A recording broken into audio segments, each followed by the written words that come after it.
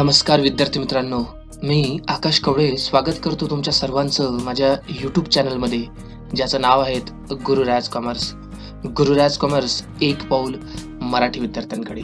मित्रांनो, तुम्ही जर या चॅनलसाठी नवीन असाल, कृपया चॅनलला सबस्क्राईब करा, व्हिडिओ आवडल्यास लाईक करा आणि तुमच्या फ्रेंड्ससोबत याला शेअर सुद्धा करा. तर आजचा व्हिडिओ मी घेऊन येत आहे 12th कॉमर्सच्या विद्यार्थ्यांसाठी. महाराष्ट्र बोर्डमध्ये शिकत असणाऱ्या 12th कॉमर्सच्या विद्यार्थ्यांसाठीचा हा व्हिडिओ आहे आणि तो आहे इंग्लिश मीडियमच्या विद्यार्थ्यांसाठी. हा जवळपास माझा व्हिडिओ 9वा आहे जो मी तुमच्यापर्यंत आणत आहे. आणि यामध्ये आपण विषय मागच्या व्हिडिओपासून बघत आहेत तो म्हणजे बुक कीपिंग अँड अकाउंटन्सी. आणि या विषयामध्ये आपण बघत आहेत chapter number 1 introductions of partnership firm. तर मित्रांनो, तुम्हाला एक नंबर विनंती आहे की याआधी जे काही मी 8 व्हिडिओ तुम्हाला दिलेले आहेत ते सर्व व्हिडिओ तुम्ही बघून घ्या. त्यानंतर हा व्हिडिओ बघा, तुम्हाला जे काही कन्सेप्ट आपली चालू आहे ते नक्की समजायला येऊन जाईल. ठीक आहे, चला मग सुरू करूया आजच्या या टॉपिकला. तर आज मी तुमच्यासाठी टॉपिक घेऊन येणार आहे तो आहे की important adjustment in final accounts, म्हणजे top 16 important adjustment in final account. म्हणजे जेव्हा कधी आपण फायनल अकाउंटचं नाव घेतो त्यावेळेस आपल्याला एक्झाम्पल जेव्हा आपण त्याला सॉल्व्ह करण्याचा विचार करतो त्यावेळेस आपल्याला ॲडजस्टमेंट खूप तकलीफ देत असतात. बरेच विद्यार्थ्यांनी व्हॉट्सअपद्वारे मेसेज करून मला सांगितलेलं आहे की सर ही ॲडजस्टमेंट मला समजत नाही, ॲडजस्टमेंट सर मार्किंग कशी करायची हे समजत नाही, किंवा ॲडजस्टमेंट हँडल कसं करायचं हे सर समजत नाही. तर त्या सर्व गोष्टींचं सोल्युशन या व्हिडिओमध्ये तुम्हाला मिळून जाईल.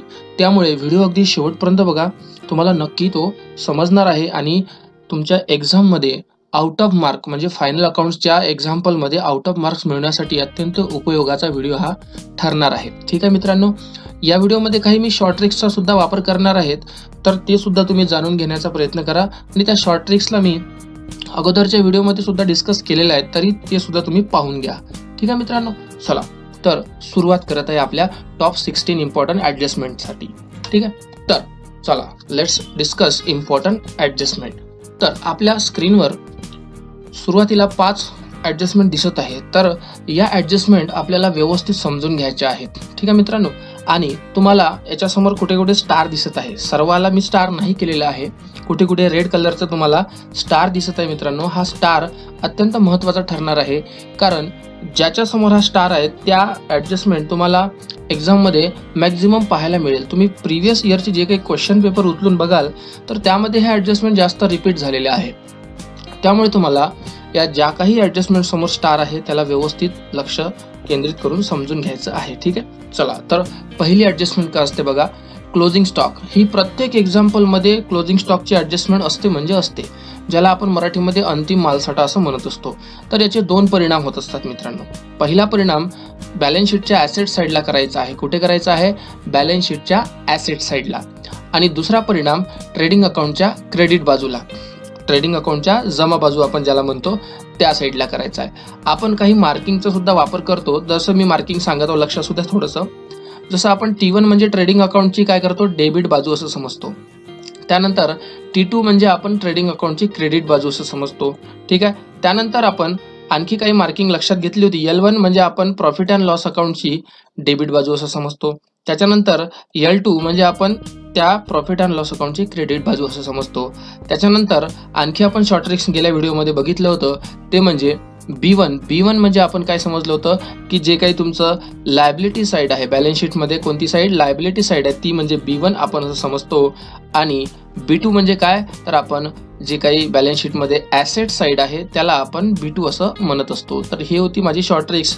या शॉर्ट ट्रिकचा वापर आपल्याला याच्यामध्ये करून बघायचा आहे. ठीक आहे, तर या शॉर्ट ट्रिक्स समजून घेण्यासाठी माझे जे काही प्रिव्हियस व्हिडिओ आहे ते तुम्ही नक्की बघून घ्या, तुम्हाला नक्की समजेल. आणि ही शॉर्ट ट्रिक्स एक्झाम्पलला कमीत कमी वेळामध्ये आणि ॲक्युरेट सोडवण्यासाठी अत्यंत उपयोगाची आहे.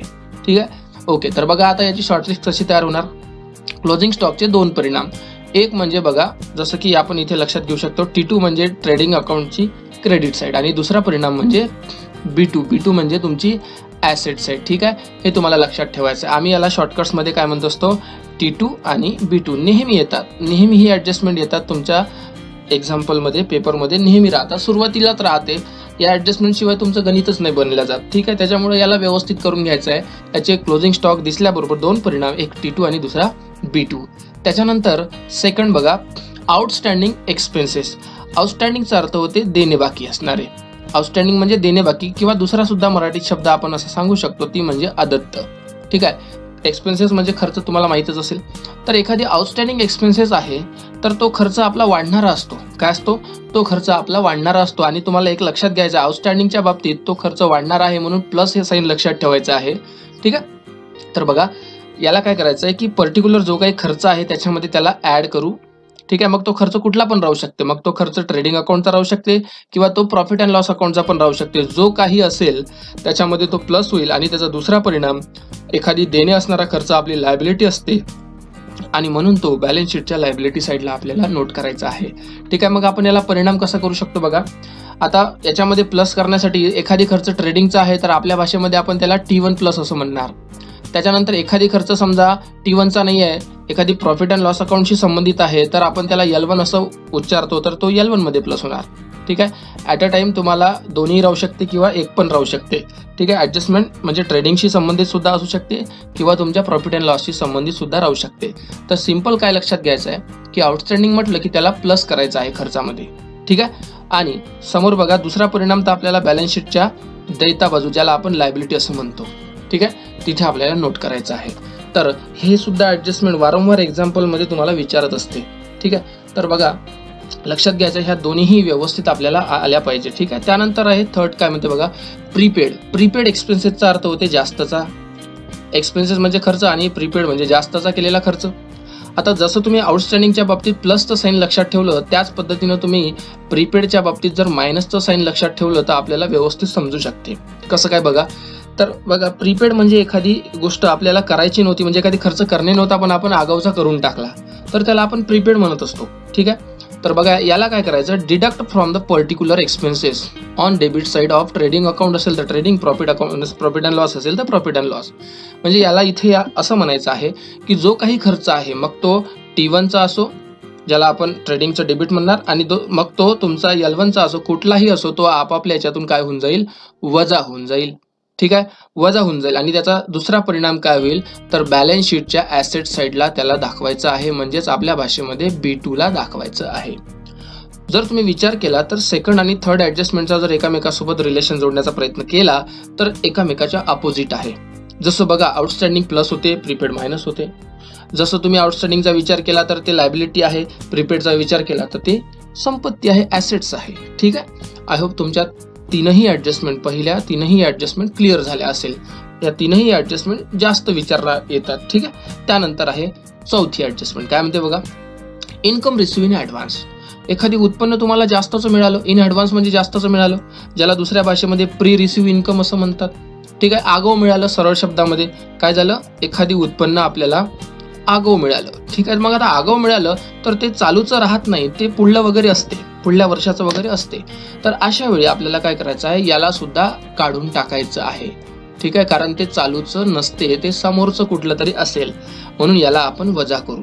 ठीक आहे. बघा, deduct from the particular income on the credit side of the profit and loss account. म्हणजे प्रॉफिट अँड लॉस अकाउंटमध्ये म्हणजे त्याच्याशी संबंधित जर पद असेल आपल्याला प्रश्नामध्ये देऊन, तर त्याच्यातून आपण काय करणार, त्याला मायनस करणार. म्हणजेच याचा अर्थ आपण त्याला L1 मायनस करत आहोत. ठीक आहे. त्याच्यानंतर दुसरा परिणाम काय होईल, तर लक्षात घ्यायचं आहे, आगाऊ मिळालेलं कुठलंही उत्पन्न तुमची काय असते, लायबिलिटी असते, देयता असते, आणि म्हणून त्याला बॅलन्स शीटच्या B1 बाजूला दाखवायचं आहे. ठीक आहे. आय होप चारही ॲडजस्टमेंट तुमच्या क्लिअर झाल्या असेल. तर या 4 ॲडजस्टमेंट तुम्हाला नेहमी एक्झाम्पलमध्ये पाहायला मिळेल. त्यानंतर पाचवी बघा, आता याला मी स्टार याच्यासाठी नाही केलेलं आहे की हे क्वचित असते, राहिली तर म्हणजे एक्झाम्पलमध्ये तुम्हाला पाहायला कधी कधी मिळते तर कधी नाही मिळत, म्हणून मी त्याला स्टार नाही केलेला आहे. ठीक आहे. तर बघा, इन्कम रिसिवेबल म्हणजे याचा अर्थ तुम्हाला उत्पन्न मिळणार आहे. आपल्या भाषेमध्ये अप्राप्त म्हणलं तर चालेल. ठीक आहे. अप्राप्त म्हणलं तर चालेल. ठीक आहे. मी पुन्हा सांगतो की ही ॲडजस्टमेंटला स्टार नाही केला म्हणजे तुम्ही असं नका समजू की हे येणारच नाही. मी ॲनालिसिस बेसवर हा व्हिडिओ तयार केलेला आहे की ज्या ॲडजस्टमेंट जास्त एक्झाम्पलमध्ये आहे मी त्याला स्टार केलेला आहे, आणि ज्या ॲडजस्टमेंट क्वचित एखादी एक्झाम्पलमध्ये आहे त्याला मी स्टार केलेला नाही आहे. ठीक आहे. पण तरीसुद्धा आपल्याला सर्व ॲडजस्टमेंट समजून घ्यायच्या आहे, आपण सोडणार नाही आहोत. ठीक आहे. बघा, इन्कम रिसिवेबल अप्राप्त ज्याला आपण म्हणता येईल मिळणार आहे, तर अशा वेळेस एखादी वस्तू किंवा एखादी वस्तू म्हणण्यापेक्षा एखादी आपलं उत्पन्न मिळणार आहे तर ते मिळणारी गोष्ट आपण त्याला प्लस केली पाहिजे, कारण आता ते वाढणार, आपल्यासाठी उत्पन्न वाढणार आहे. ठीक आहे. मग आता हे उत्पन्नाचं पद असते आपलं जमा बाजूला. ठीक आहे. मग आपण लक्षात घ्या, वाचू. Add to the particular income on the credit side of profit and loss account. म्हणजे आपलं उत्पन्न कोण्या बाजूला आहे? L2 बाजू. प्रॉफिट अँड लॉस अकाउंटची क्रेडिट साईड म्हणजे कोणती? L2 side. ठीक आहे. तर त्यामध्ये इन्कम असते आणि त्याच्यामध्ये आपल्याला जर इन्कम रिसिवेबल दाखवलं असेल तर तो आपण प्लस केला पाहिजे. ठीक आहे. आणि दुसरी गोष्ट लक्षात घ्या, मिळणारं कोणतंही उत्पन्न आपल्यासाठी काय असते? संपत्ती असते, ॲसेट्स असते आणि म्हणून त्याला B2 ला टाकायचं आहे. ठीक आहे. आय होप तुम्हाला पाचही ॲडजस्टमेंट क्लिअर कट लक्षात आल्या असेल. ठीक आहे. त्याच्यानंतर समोर आपण पाहू. तर बघा, आपल्याला समोरच्या 6, 7, 8, 9, 10 ॲडजस्टमेंट आपल्या समोर दिसत आहे. यामध्ये सुद्धा मी कुठे कुठे स्टार केलेलं आहे. स्टार केलेले ॲडजस्टमेंट तुम्हाला मॅक्झिमम उदाहरणात बघायला मिळतात. ठीक आहे. मी वारंवार आपल्याला याच्यासाठी सांगत आहोत की आपला गैरसमज होता कामा नये. ठीक आहे. ओके मित्रांनो, तुम्हाला जर समजत असेल तर चॅनलला सबस्क्राईब करा, व्हिडिओ तुमच्या मित्रापर्यंत शेअर सुद्धा करा आणि या काही प्रॉब्लेम असल्यास किंवा काही तुम्हाला अडचण येत असल्यास कमेंट सुद्धा करा. तर बघा, 6वी ॲडजस्टमेंट काय म्हणते बघा, बॅड डेप्टच्या बाबतीत. ॲडिशनल ऑर न्यू बॅड डेप. म्हणजे आपल्याला प्रश्नामध्ये बॅड डेप्टचं जे काही आहे ॲडजस्टमेंट हे वारंवार येत असतं. तर याला कसं हँडल करायचं? तर बघा, बॅड डेप जर दिसलं मित्रांनो तर टेन्शन घ्यायची जास्त गरज नाही आहे. कुठलंही बॅड डेप नावाचा शब्द म्हणा किंवा रिझर्व्ह डाऊटफुल डेप्ट म्हणा, काही पण आपल्याला याच्याशी संबंधित दिसो, एकच लक्षात ठेवायचं ते म्हणजे काय, की आपण त्याला प्रॉफिट अँड लॉस अकाउंटच्या डेबिटला टाकून द्यायचं आहे. कुठं टाकायचं आहे? प्रॉफिट अँड लॉस अकाउंटच्या डेबिटला. आणि आपल्या भाषेमध्ये L1, आपल्या भाषेमध्ये L1. ठीक आहे. तुम्ही जर ऑब्झर्व केलं मित्रांनो, जसं की 6वी समजना, 7वी समजना आणि 8वी समजना, पहिले आपण वाचून घेऊ काय म्हटलंय बघा. प्रोव्हिजन फॉर डाऊटफुल डेप्ट. ठीक आहे. प्रोव्हिजन फॉर डाऊटफुल डेप्ट, ज्याला आपण रिझर्व्ह फॉर डाऊटफुल डेप्ट म्हणता येईल किंवा RDD म्हणतात कधी कधी ह्याला. ठीक आहे. म्हणजे हे सुद्धा कसे आहे? बुडीत कर्ज, ज्याला आपण म्हणतो मराठीमध्ये काय म्हणतात त्याला? बुडीत कर्ज. ठीक आहे. म्हणजे आपल्याला पैसे मिळणार नाही आहे, लोक आपले पैसे बुडवणार आहे. ठीक आहे. त्याच्यानंतर 8वं बघा, reserve for discount on debtors. म्हणजे डेटर्स लोकांना आपण एक प्रकारची सूट देत आहोत. होऊ शकते ते लोक पैसे द्यायचं नाव नाही घेत आहे, आपण त्याला जर सूट दिली, डिस्काउंट दिला तर ते काही ना काही देणार, या अपेक्षेने आपण काय करतो? त्यांना डिस्काउंट देतो. तर सगळ्या सिच्युएशनमध्ये आपला लॉस होते, नुकसान होते आणि म्हणून या तीनही परिस्थितीमध्ये तुमचं प्रॉफिट अँड लॉस अकाउंट हे डेबिटच होईल. काय होईल? मी पुन्हा रिपीट करतो. बॅड डेप्ट असो, प्रोव्हिजन फॉर डाऊटफुल डेप्ट असो किंवा रिझर्व्ह फॉर डिस्काउंट ऑन डेटर असो, या तीनही सिच्युएशनमध्ये तुमचं नुकसान होते आणि नुकसानीच्या परिस्थितीमध्ये तुम्हाला profit and loss account debit करायचं आहे. ठीक आहे. आता वाचू शकतो आपण त्याला बघा. Show to the debit side of profit and loss account. तुम्ही बघू शकता, show to the debit side of profit and loss account आणि show to the debit side of profit and loss account. ठीक आहे. म्हणजे इथे तुम्हाला क्लिअर कट लक्षात येऊ शकते की जेव्हा कधी आपल्याला बॅड डेप्ट दिसो, पहिला परिणाम आपण त्याला काय करणार? प्रॉफिट अँड लॉस अकाउंटच्या डेबिटलाच टाकणार, ज्याला आपण L1 म्हणतो. राईट. आय होप तुम्हाला समजलं असेल. त्याच्यानंतर दुसरा परिणाम तुम्हाला सिंपल पद्धतीने लक्षात घेता येऊ शकते, ते म्हणजे आता बॅड डेप्ट असो, त्याच्यामुळे आपले जे काही ऋणको म्हणतो आपण मराठीमध्ये, जे काही डेटर्स म्हणता येईल ते काय होईल? वजा होईल, कमी होईल. कारण ते पैसे देणारे लोक आता आपल्याला देणार नाही, कमी होत आहे. प्रोव्हिजन फॉर बॅड डेप्ट जरी असेल, डाऊटफुल डेप्ट जरी असेल, त्याच्यामुळे सुद्धा आपले जे काही डेटर्स आहेत ते कमीच होत असतात. रिझर्व्ह फॉर डिस्काउंट ऑन डेटर, एखाद्याला म्हटलं की तुला एवढे एवढे पैसे डिस्काउंट देतो, त्याच्यामुळे सुद्धा आपले जे काही पैसे मिळणार होते ते जे काही डेटर्स आहे ते काय होत आहे? कमीच होत आहे. म्हणजे तीनही परिस्थितीमध्ये, तीनही सिच्युएशनमध्ये तुम्हाला ऋणको, ज्याला आपण डेटर्स म्हणतो, ते मायनसच करायचे आहे. मायनसच होईल. बिलकुल इझी अशी ॲडजस्टमेंट आहे, तुम्हाला लक्षात ठेवण्याजोगती. पहिला परिणाम L1 टाकायचा म्हणजे प्रॉफिट अँड लॉसच्या डेबिटला, आणि दुसरा परिणाम डेटर्स मधून मायनस करायचा आहे, B2 minus B2 minus. I hope तुम्हाला 6वी, 7वी आणि 8वी ॲडजस्टमेंट व्यवस्थित लक्षात आली असेल. समजत असेल तर चॅनलला सबस्क्राईब करा, व्हिडिओ लाईक करा आणि शेअर सुद्धा करा. त्यानंतर 9 नंबरची ॲडजस्टमेंट बघा काय म्हणते, डेप्रिसिएशन. वारंवार आपल्याला ही ॲडजस्टमेंट एक्झाम्पलमध्ये पाहायलाच मिळेल. ठीक आहे. ज्याला आपण घसारा असं मराठीमध्ये म्हणत असतो. ठीक आहे. तर बघा, एखादी संपत्ती कालांतराने वापर केल्यामुळे ती झिजत असते. ठीक आहे. हा विचार करून घसारा आपल्यासाठी काय असते? एक प्रकारचा खर्च असते आणि खर्च, नुकसान आपण प्रॉफिट अँड लॉसच्या डेबिटला दाखवायचं. कुठे दाखवायचं? प्रॉफिट अँड लॉस अकाउंटच्या डेबिटला. बघू शकता तुम्ही, show on the debit side of profit and loss account. ठीक आहे. आणि याचा दुसरा परिणाम, घसाऱ्यामुळे, डेप्रिसिएशनमुळे आपल्या संपत्तीची झीज होते, म्हणजे संपत्तीची व्हॅल्यू कमी कमी होत जाते. म्हणजे त्याचा अर्थ ती B2 मायनस करायचा आहे, ॲसेट्स मधून लेस करायचा आहे, डिडक्ट करायचा आहे. ठीक आहे. तर हे सुद्धा तुम्हाला समजण्यासाठी अगदी सोपं आहे. जर तुम्ही बॅड डेप्टचा जर मार्किंग बरोबर पाहिली आणि याची जर डेप्रिसिएशनची बघितली तर मार्किंग सारखी सारखी वाटते. ठीक आहे. पण संबंध मात्र वेगवेगळा आहे. ठीक आहे. ओके. त्याच्यानंतर 10 नंबर काय म्हणते बघा, इंटरेस्ट ऑन कॅपिटल. जे काही आपण भांडवल म्हणतो, कॅपिटल आपण भांडवल म्हणतो, त्याच्यावर जर व्याज द्यायचं काम पडलं, ठीक आहे, त्याच्यावर जर व्याज द्यायचं काम पडलं, जे काही पार्टनर असतात त्या पार्टनरचं कॅपिटल असते आणि आपण एक प्रकारची पार्टनरशिप आहोत, तर ते त्यांचं कॅपिटल वापरल्यामुळं आपल्याला त्यांना काहीतरी मोबदला द्यायचं असते, रिवॉर्ड त्याच्यावर द्यायचं असते, म्हणून आपण त्याला व्याज देत असतो. आणि म्हणून जर व्याज असेल तर आपल्या संस्थेसाठी काय आहे, खर्च आहे. खर्चाच्या परिस्थितीमध्ये तुम्ही बिनधास्त प्रॉफिट अँड लॉस अकाउंट डेबिटच करायला पाहिजे, म्हणजे आपण त्याला L1 करत आहोत. ठीक आहे.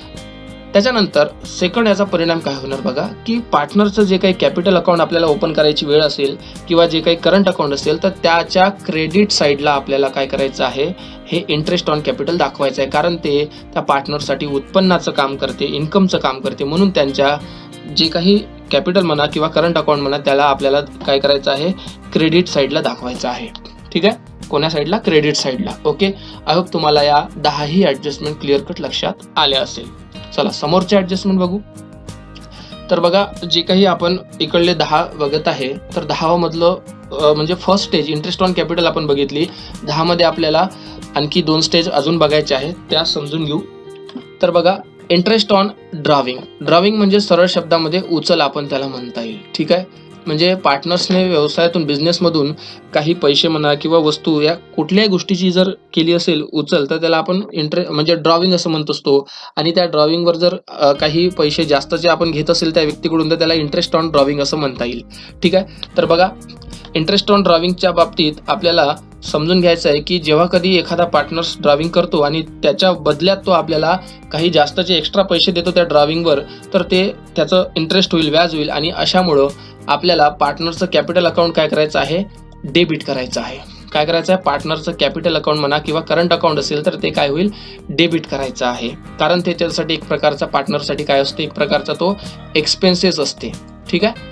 काय, इंटरेस्ट ऑन ड्रॉविंग त्याच्यासाठी एक प्रकारचा एक्सपेन्सेस असते. आणि दुसऱ्या बाजूने जर विचार केला तर आपल्या संस्थेसाठी, पार्टनरशिपसाठी एक प्रकारचं उत्पन्नाचं पद असते. त्याच्यामुळे आपण प्रॉफिट अँड लॉस अकाउंटच्या क्रेडिट साईडला त्याचा दुसरा परिणाम दाखवणार आहोत. I repeat again, interest on drawing असल्यास पार्टनरच्या बाबतीत विचार केला तर त्याच्यासाठी खर्च असतो, आणि पार्टनरशिपच्या बाबतीत विचार केला तर ते उत्पन्न असते. 2 वेगवेगळ्या गोष्टी आपल्याला समजून घेता आल्या पाहिजे. ठीक आहे. त्यानंतर आहे third point, interest on loan taken. ठीक आहे. इंटरेस्ट ऑन लोन टेकनच्या बाबतीत आपल्याला काय लक्षात घ्यायचं आहे बघा, की एखाद्याकडून आपण जर समजा लोन घेतलं, एखाद्या पार्टनर्स कडून आपण जर लोन घेतलं, अशा परिस्थितीमध्ये आपल्याला जे काही प्रॉफिट अँड लॉस अकाउंट आहे ते डेबिट करावं लागेल. का बरं? कारण त्या घेतलेल्या कर्जावर आपण व्याज देतो, म्हणजे आपल्याला एक्सपेन्सेस होत आहे. आणि एक्सपेन्सेसच्या बाबतीत ते काय झालं पाहिजे, L1 ला गेलं पाहिजे, प्रॉफिट अँड लॉसच्या डेबिटला गेलं पाहिजे.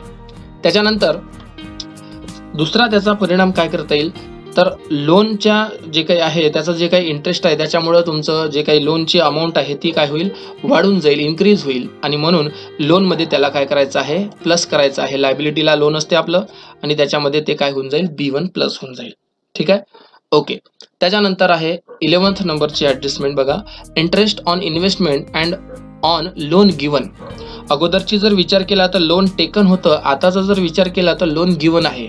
म्हणजे आपण आता दुसऱ्याला लोन दिलेलं आहे. अगोदर आपण घेतलं होतं, आता आपण दुसऱ्याला देत आहोत म्हणजे जर आपल्याला त्याच्यावर व्याज मिळत असेल तर आपल्यासाठी ते उत्पन्न होते, इन्कम होते. म्हणजेच आपल्याला बघा काय दाखवायचं आहे, show to the credit side of profit and loss account. Profit and लॉसच्या क्रेडिट बाजूला याला दाखवायचं आहे. ठीक आहे. आणि दुसरा परिणाम याच्या वरच्या ऑपोजिटच आहे मित्रांनो. आधीचं जर बघितलं तर ते तुमच्या लायबिलिटीला प्लस होत होतं. आता आपण विचार करू शकतो की जे काही इन्व्हेस्टमेंट असेल प्रश्नामध्ये देऊन त्याच्यातही प्लस करता येईल, किंवा आपण सरळ याच्यामध्ये बॅलन्स शीटच्या ॲसेटला पण दाखवू शकतो. मी पुन्हा रिपीट करतो, इन्व्हेस्टमेंट नावाचा जर तुम्हाला आयटम दिलेला असेल तर त्याच्यात B2 प्लस करता येईल, किंवा नसेल तर आपण डायरेक्ट B2 सुद्धा आपण घेऊ शकतो. ठीक आहे. त्याच्यानंतर 12th नंबरची ॲडजस्टमेंट ही वारंवार म्हणजे आपल्याला बघायला मिळते. काय आहे ती बघा, insured goods destroy by fire or accident असं आपण म्हणू शकतो. तर बघा, इन्शुअर्ड म्हणजे ज्याचा विमा आपण म्हणतो काढलेला आहे, आणि त्याचं डिस्ट्रॉय होणे म्हणजे एक प्रकारचे ते नष्ट झाले. कशामुळं? एक तर आग लागल्यामुळं, दुसरं ॲक्सिडेंटमुळं. ठीक आहे. तर या दोन्ही सिच्युएशनमध्ये आपल्याला काय करता येईल हे समजून घेणं अत्यंत गरजेचं आहे. तर बघा, यामध्ये आपल्याला ट्रेडिंग अकाउंट क्रेडिट करायचं आहे. का बरं क्रेडिट करायचं आहे? कारण डिस्ट्रॉय झाल्यामुळे आपली जे काही माल आहे, आपलं जे काही गुड्स आहे तो काय आपल्यापासून गेला आणि अशा परिस्थितीमध्ये आपण काय करणार? ट्रेडिंग अकाउंटच्या क्रेडिटला एक परिणाम दाखवणार. गुड्स डिस्ट्रॉय बाय फायर म्हणा किंवा ऍक्सिडेंट म्हणा या नावाने. ठीक आहे. आता सिच्युएशन समोरची समजून घ्या. इन्शुर्ड असल्यामुळं आपल्याला इन्शुरन्स कंपनीकडून काही पैसे सुद्धा मिळत असतात. मालाचं जे काही जळालेला किंवा ऍक्सिडेंट झालेल्या मालाचं व्यवस्थित व्हॅल्युएशन लावून त्याच्यानुसार आपल्याला काही ना काही पैसे मिळत असतात. आता कधी कधी पूर्ण पण मिळतात, कधी कधी त्याच्यापेक्षा कमी पण मिळतात. तर अशा परिस्थितीमध्ये वेगवेगळा विचार आपल्याला लक्षात ठेवायचा आहे. ही अशी एकमेव ऍडजस्टमेंट आहे की ज्याचे 3 परिणाम होत असतात. ठीक आहे. तर एक परिणाम मी तुम्हाला समजून सांगितला. समोरचा परिणाम काय बघा, बॅलन्स शीटच्या आपण जे काही ऍसेट बाजू आहे, बॅलन्स शीटची जे काही ऍसेट बाजू आहे त्याला आपण याचा समोरचा परिणाम दाखवू. क्लेम अमाऊंट म्हणजेच इन्शुअर्ड कंपनीनं आपल्याला जितके काही पैसे दिले, नुकसान भरपाई ज्याला आपण म्हणता येईल, जे काही दिले तर त्याला आपण इथे B2 ला दाखवू, ऍसेटला दाखवू. ठीक आहे. इथे कोणती रक्कम दिसेल? इथे अशीच रक्कम दिसेल जी इन्शुरन्स कंपनी आपल्याला देत आहे. त्याच्यानंतर समोर बघा, याचा तिसरा परिणाम काय होईल? प्रॉफिट अँड लॉस अकाउंटच्या डेबिट साईडला होईल. कसा काय बघा? प्रॉफिट अँड लॉस अकाउंटची डेबिट साईड म्हणजे आपण L1. आता मी तुम्हाला उदाहरण देतो तेव्हा तुम्हाला क्लिअर समजू येईल. बघा, असं समजा की आपण 1000 रुपयाचा माल होता, 1000 रुपयाचा माल होता आणि हा आपल्या गोडाऊन मध्ये होता आणि याला काय झालं, इन्शुअर होता तो, इन्शुरन्स तर आपण त्याचं काढलेलं होतं. तर 1000 रुपयाचा माल नष्ट झाला आणि इन्शुरन्स कंपनीनं आपल्याला काय केले की 800 रुपयाचं क्लेमचं सेटलमेंट करून दिलं. काय झालं, 1000 रुपयाचा माल जळाला पण इन्शुरन्सवाल्याने आपल्याला 800 दिला आणि याचा अर्थ इथे वरवर लक्षात येत आहे की 200 रुपये आपल्याला इन्शुरन्स कंपनीकडून मिळाले नाही. म्हणजेच याचा अर्थ हे आपलं काय झालं, नुकसान झालं. मग आता याचे मार्किंग समजून घ्या. माल जितका जळाला तो जाईल तुमच्या ट्रेडिंगच्या क्रेडिट बाजूला. जे काही तुम्हाला इन्शुरन्स कंपनीकडून पैसे मिळाले ते जाईल तुमचे B2 साईड, ज्याला आपण ऍसेट साईड म्हणतो. आणि जे काही नुकसान आहे, जो काही त्याच्यातली तफावत आहे त्याला आपण टाकणार L1 बाजू म्हणजेच प्रॉफिट अँड लॉसच्या डेबिट बाजूला. आय होप आता तुम्हाला हे क्लिअर कट लक्षात आलं असेल. त्यानंतर त्याच याच्यामधली म्हणजे 12th ऍडजस्टमेंट मधली समोरची कंडिशन समजून घेऊ. बघा, आता अगोदर होतं इन्शुअर्ड गुड्स, आता आपल्याला बघायचं आहे अनइन्शुअर्ड गुड्स म्हणजे ज्याचा आपण विमा काढलाच नाही. आणि अशा परिस्थितीमध्ये जर आपलं माल नुकसान झालं असेल, फायरमुळे म्हणा किंवा ऍक्सिडेंटमुळे म्हणा, तर काय परिणाम होऊ शकते? तर अशा वेळेस मित्रांनो 2च परिणाम होतात. कारण आपल्याला इन्शुरन्सवाले पैसे देतच नाहीये, त्याच्यामुळे काही सवालच नाही त्यांच्याकडून पैसे मिळण्याचा. मग याच्या वेळेस काय होईल बघा, अशा वेळेस आपले 2 परिणाम, की एक म्हणजे आपलं जेवढं आहे तेवढंही नुकसान झालं L1 ला, आणि दुसरं माल आपला शेवटी गेला आणि तो इन्शुर असो की नसो माल गेला म्हणजेच आपल्याला ट्रेडिंगच्या क्रेडिटला दाखवायचा आहे. ज्या ज्या परिस्थितीमध्ये माल जाईल त्या त्या परिस्थितीमध्ये आपल्याला T2 हा पॉईंट लक्षात ठेवायचा आहे. माल जाईल कोणकोणत्या कंडिशनमध्ये? सेल केला तर माल जात असते, त्याच्यानंतर काही माल डिस्ट्रॉय झाला तरी जात असते, तो मग इन्शुर्ड असो की काही असो. एखाद्यानं मालाची चोरी केली तेव्हा सुद्धा माल जाते, ज्याला आपण थिप म्हणतो. एखादी आपल्याला समोर कुठल्याही परिस्थितीमध्ये आपण फ्री सॅम्पल म्हणून म्हणजे एखादी माल आपण डिस्ट्रीब्यूट करताय तरी माल जाते. या सर्व परिस्थितीमध्ये आपल्याला ट्रेडिंग अकाउंटची क्रेडिट साईड लक्षात ठेवायची आहे. ठीक आहे. आय होप तुम्हाला 12th नंबरची ऍडजस्टमेंट समजली असेल. त्याच्यानंतर समोरची आपल्याला ऍडजस्टमेंट बघायची आहे, ऍडजस्टमेंट नंबर 13. गुड्स स्टोलन म्हणजे मालाची काय झाली, चोरी झाली. स्टोलनचा अर्थ काय होते, चोरी झालेली असणे. ठीक आहे. तर अशा परिस्थितीमध्ये आपल्याला काय लक्षात घ्यायचं आहे, माल गेलेला आहे म्हणजे त्याचा एक परिणाम तुमच्या ट्रेडिंगच्या क्रेडिटला जाणार. मी आताच बोललो, माल ज्या ज्या परिस्थितीमध्ये जाईल त्या त्या परिस्थितीमध्ये ट्रेडिंग अकाउंट T2 ला जाईल, म्हणजे ट्रेडिंग अकाउंटची जमा बाजू होईल, क्रेडिट बाजू होईल. ठीक आहे. तर आणि याचा दुसरा परिणाम, आपला माल चोरी झाला, आपलं नुकसान झालं तर profit and loss account debit होईल, म्हणजेच आपल्या भाषेमध्ये त्याला L1 ला आपण करणार. ठीक आहे. त्याच्यानंतर आहे adjustment number 14. Goods distributed as a free sample. आपण नमुना म्हणून काय केलं, फुकटमध्ये माल वाटला. जनतेला आपण काय केलं की फ्री सॅम्पल म्हणून वाटलं. कशासाठी वाटत असतो आपण? एक प्रकारे आपल्याला ऍडव्हर्टाइजमेंट करायचं असते. जेव्हा आपण मार्केटमध्ये नवीन असतो त्यावेळेस आपण काय करत असतो की आपण अशा पद्धतीची ट्रिक्स वापरत असतो की आपला माल जनतेपर्यंत लवकरात लवकर पोहोचावा आणि जनतेनं आपल्या मालाला पसंती दाखवा आणि जेणेकरून समोर सेल वाढला जाईल. ठीक आहे. या हेतूने, या उद्देशाने आपण काय करत असतो, गुड्सला डिस्ट्रीब्यूट करत असतो ॲज अ फ्री सॅम्पल म्हणून. ठीक आहे. तर याचे काय परिणाम होणार, सेम लक्षात घ्यायचं आहे की आपण माल फ्री सॅम्पल वाटला म्हणजे तो माल आपल्या जवळून गेला, T2 ला एक परिणाम, आणि नंतर समोरचा परिणाम, माल आज गेला तर एक प्रकारे खर्च झालं, नुकसान झालं किंवा ऍडव्हर्टाइजमेंट झालं असंही म्हणू शकता, म्हणून त्याचा दुसरा परिणाम L1 ला होईल. ठीक आहे. तर 13वा आणि 14वा जर बघितलं तर तुम्हाला वरवर सारखं वाटेल. त्याच्यानंतर समोर बघा 15वी ऍडजस्टमेंट काय म्हणते, goods withdraw by partner for personal use. पार्टनर्सनी स्वतःच्या वैयक्तिक वापरण्यासाठी काय केलेलं आहे, मालाचं एक प्रकारे उचल केलेली आहे. ठीक आहे, तर अशा परिस्थितीमध्ये सुद्धा आपल्याला लक्षात घ्यायचं आहे, मालाची उचल जरी केली असेल तरी आपला माल गेलेला आहे आणि माल ज्या ज्या परिस्थितीमध्ये जाईल त्या त्या परिस्थितीमध्ये ट्रेडिंग अकाउंट काय होईल, क्रेडिटच होईल. ठीक आहे, म्हणून इथे आपल्याला बघायला मिळेल की show to the credit side of trading account or deduct from purchase. जर परचेस असेल तर त्याच्यातून सुद्धा करता येईल, पण त्या परचेसमधून डिडक्ट करण्यापेक्षा सरळ शब्दामध्ये ट्रेडिंगच्या क्रेडिट साईडला दाखवणं बरं होईल.